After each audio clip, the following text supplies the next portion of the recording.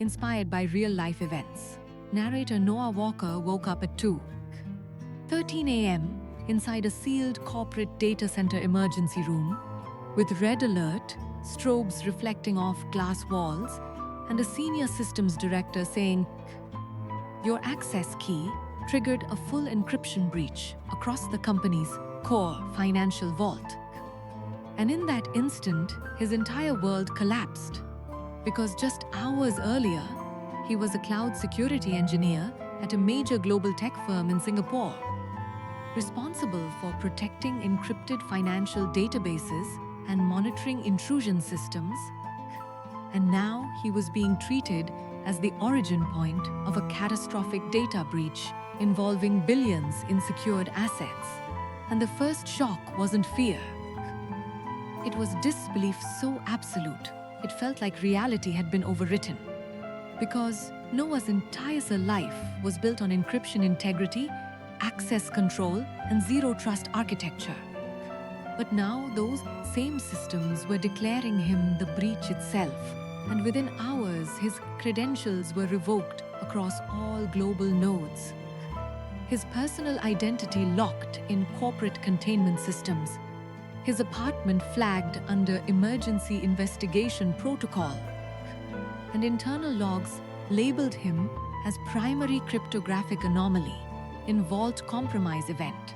And Noah sat in the interrogation room, replaying his last deployment cycle, remembering security audits, key rotation checks, authentication validations, and then a gap, an unexplained missing execution window between 12:48 a.m. and 1:59 a.m., where system logs showed his encryption key performing high-level vault access operations across multiple distributed servers.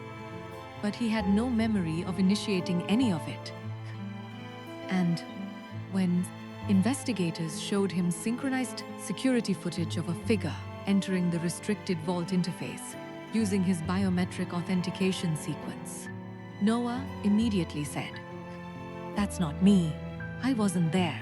But the chief security officer replied, "The system confirms full cryptographic match across all authentication layers."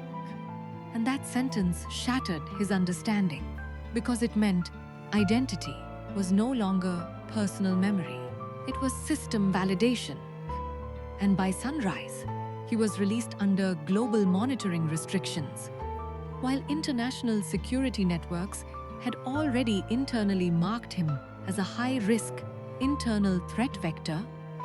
And outside the facility, Noah stood in the humid Singapore air, watching the city move in perfect digital synchronization, while his entire existence had been rewritten inside the same systems he once secured. And that night, he received a message through an encrypted off-grid relay saying, "If you want the truth behind the vault breach, come to Marina Bay Underground Server, Access Tunnel 4. No devices."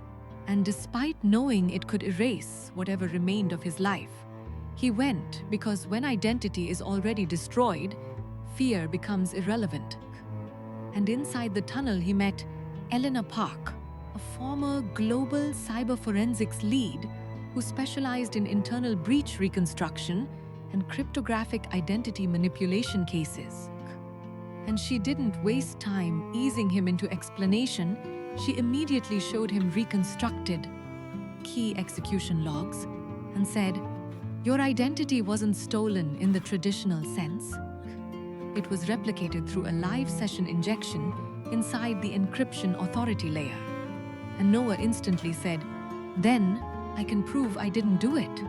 But Elena replied, "You're still thinking like someone inside human accountability logic, not like someone inside distributed cryptographic systems where execution and identity are identical constructs."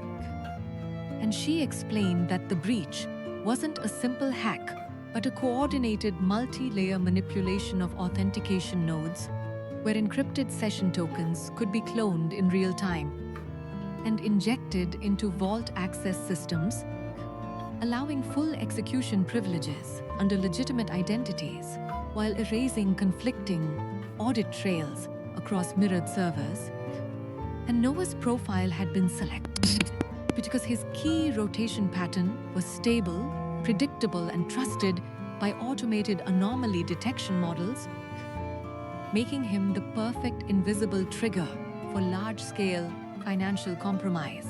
And suddenly, the case wasn't just about stolen data. It was about identity replication inside cryptographic infrastructure.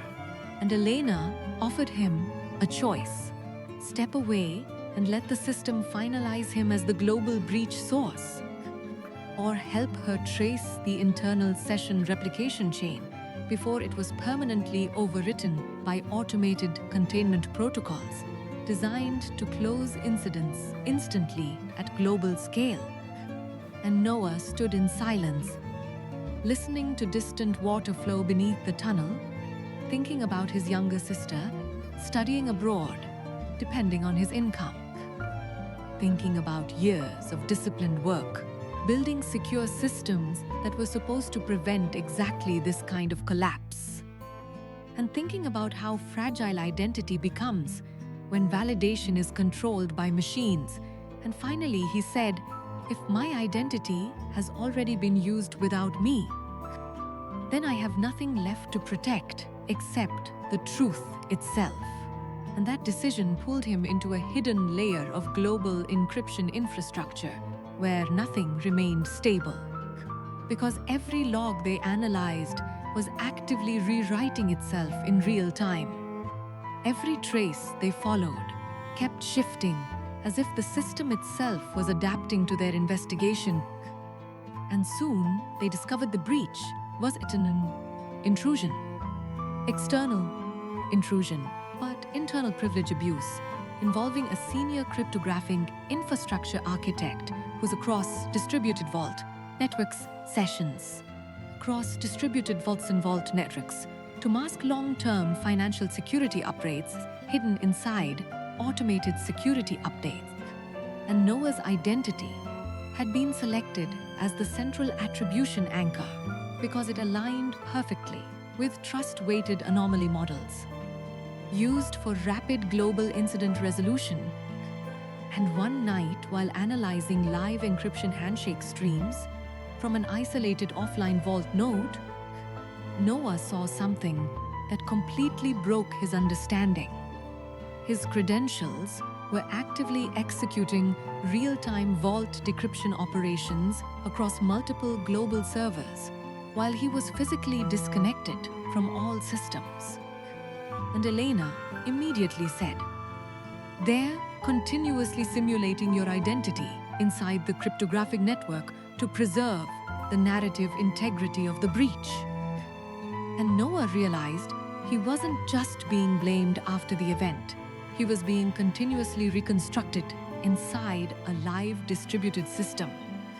And pressure escalated rapidly as anonymous containment warnings began appearing on secure channels, instructing him to terminate investigation or face permanent global financial and legal isolation. And sleep disappeared completely. Trust collapsed entirely, and even silence felt like monitored system response. And at one breaking point, Noah whispered, "I thought encryption existed to protect truth, but maybe it exists to control who gets blamed when truth is inconvenient." And Elena replied, "Systems don't protect truth, they protect resolution speed."